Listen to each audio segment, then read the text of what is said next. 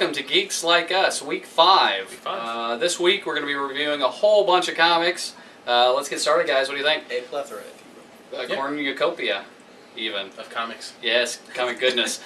First up, American Dream, number 105 for Marvel Comics. Yep. It's a comic set in the MC2 universe, which is the world of Spider-Girl. It's a future of Marvel, about 15 years in the future, based on current continuity. So what do you guys think?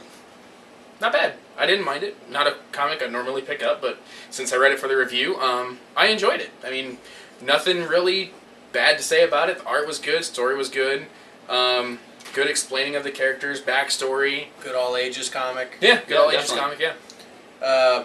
American Dream is a pseudo Captain America type character. It's female. Again, set 15 years in the future, so don't really go into the specifics of how all the heroes you're used to have made their way out of the comics, whatever. But she has stepped into the role. She's even got, the big round Captain America shield. She's got the gauntlet that shoots the little shields. I mean, she's just... It's definitely girl power. She can do it all. Yeah, kind of I don't know what her actual age is, kind of seems like a female teen, early 20s. I'd say she's very, probably very in young. college. Yeah. Very young female Captain America. You mentioned the flaw with her particular character. Well, she's a character that she likes to be American Dream more than she likes to be her secret identity.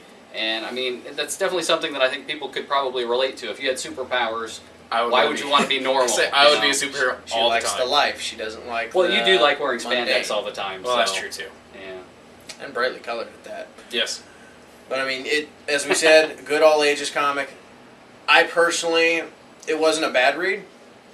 It didn't draw me in a whole lot, but Well, I think if you it's like... something you could sit down as a family and read. You could sure. buy it for your kids, Yeah. not have to worry about, them seeing anything obscene or violent or...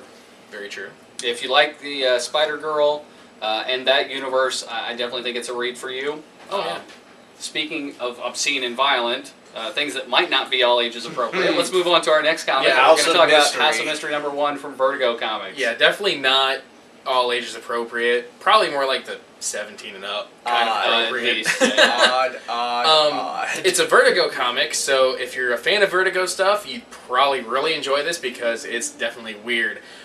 For those of you who haven't read anything Vertigo, it's probably along the lines of a Twilight Zone, Outer Limits kind of a feel, but a little more dark and more twisted. I know, speaking personally, I tend to stay away from the Vertigo stuff. Yeah. It's not my cup of tea, yet when I read this, I found it strangely enjoyable. Yeah.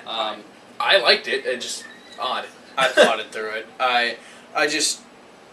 The stories are okay, but it was the correlation between the story and what you're seeing when they're telling the story, and a lot of it, it was so strange. And it's basically an entire tavern, bar, whatever, full of people. They're stuck there for whatever reason, I gathered from the comic, and they have nothing better to do but tell stories, and you can get any manner of story you can dream of.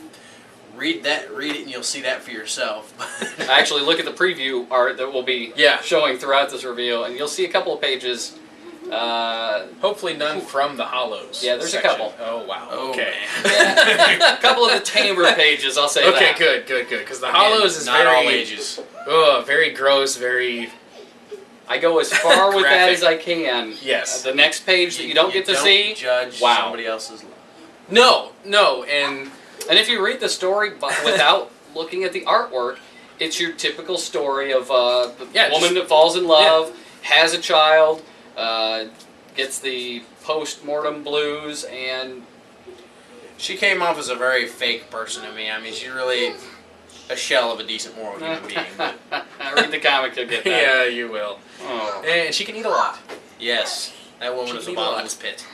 High metabolism. Wow, all these inside jokes are awesome because we've seen the comic and you haven't. That means you should pick it up and see what we're talking about, because then you might laugh with us. Or at us. We'll be back for our next part of our plethora of comics for this week. Comic Bonanza!